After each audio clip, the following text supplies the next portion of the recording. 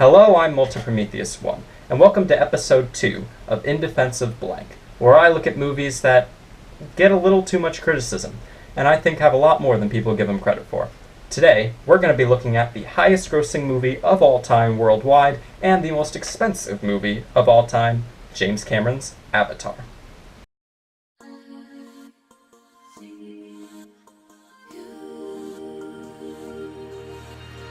Walking through a dream, I see you. My light in darkness, breathing hope of new life.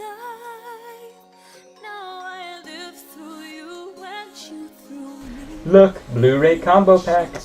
And 3-disc extended collector's edition, because Hollywood has most of my money. This movie doesn't get near as much criticism as most of the movies I review, but it gets a lot. And the main thing people complain about is the story. The visuals, people unanimously believe that this movie is probably the most visually stunning movie ever. Or at least one of them. I mean, it's amazing how much effort was put into all the visual effects and just making the world of Pandora seem real, seem grounded, seem like we're not watching a movie. But the story is what most people complain about. So, what is the story? Well, it turns out Earth is dying. Overpopulation, all the global warming, everything, Earth is dying. And we aren't necessarily trying to find a new home. We just need more natural resources because we've used up all of Earth's. It turns out one of Jupiter's moons, called Pandora, which actually does exist, it's just nothing like it is in the movie, has a mineral called unobtainium, which is a really important natural resource that Earth desperately needs. So, of course, gigantic companies are trying to capitalize on that. However, there's a group of indigenous people that live on the planet called the Na'vi, or the moon, excuse me, called the Na'vi, and they don't really like how Earth's just coming and taking stuff. And so, they create artificial bodies that look like Na'vi for humans to control in order to gain the trust of the people. Our main character is Jake Sully, a paraplegic who is drafted into service to do this because his brother was the original scientist who was meant to control an avatar body, but was murdered shortly before the trip. He has no idea what he's doing, is not a scientist at all, but is the only one that can drive his brother's avatar body, so he's got to be the one that does it.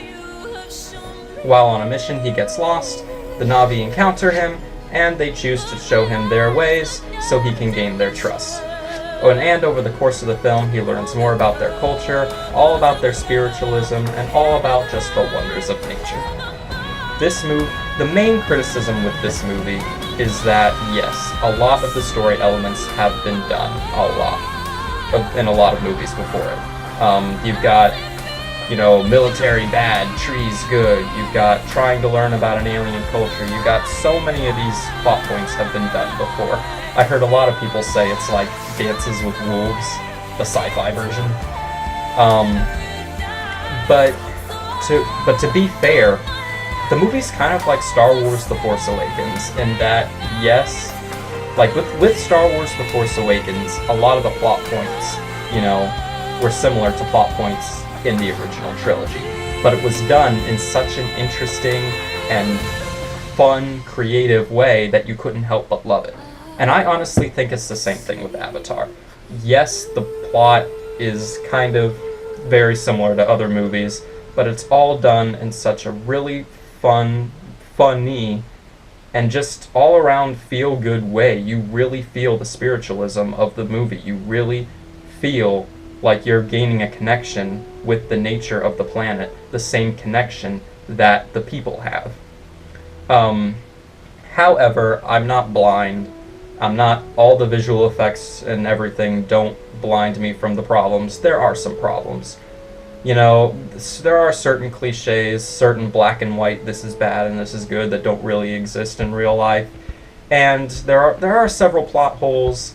The opening is kind of clumsy. So there are problems with the movie, and I will admit that.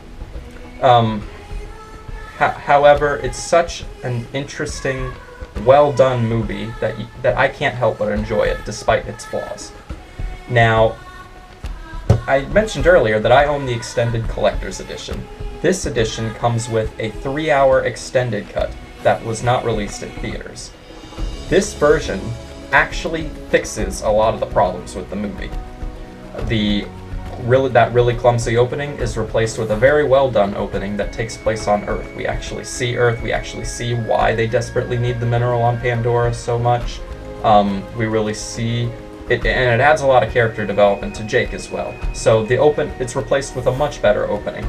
A lot of the new scenes also fix and fill plot holes that were in the theatrical version, and it's really obvious where the studio said, no, the movie's too long, take 20 minutes off, and they were forced to take out scenes that actually really helped the movie, really helped the story, really helped develop the characters, and fill the plot holes that appeared in the theatrical version.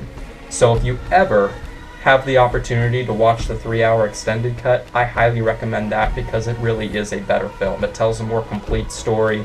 It's much better paced, and a lot of the plot holes and inconsistencies and things that were a little clumsy in the theatrical version are done a lot better. And it's really obvious this is how James Cameron originally wanted it to be. However, it's not fair to judge a movie and say, oh, it's good because of a version you didn't see. I have to talk mainly about the version everyone did see, which is the theatrical. And talking about the theatrical version specifically, it really is a well-done movie. There are a lot of problems with it, but you know, I remember walking out of the theater. I remember walking out of the theater going, wow, you know, I didn't expect that movie to be much. I honestly did not expect this movie, when it came out, to be anything that special. I just thought, oh, it's just going to be a regular cliche story, you know, good versus military bad, trees good, you know, stuff like that. But it actually was done pretty well. The message. The message of this movie, it's an environmental film. It's definitely an environmental film. However, it probably has the most obvious and forced down your throat environmental message of any movie I have ever seen. I mean, this movie isn't just military bad, trees good. This movie is military bad, trees are God. Literally, the movie says trees are God.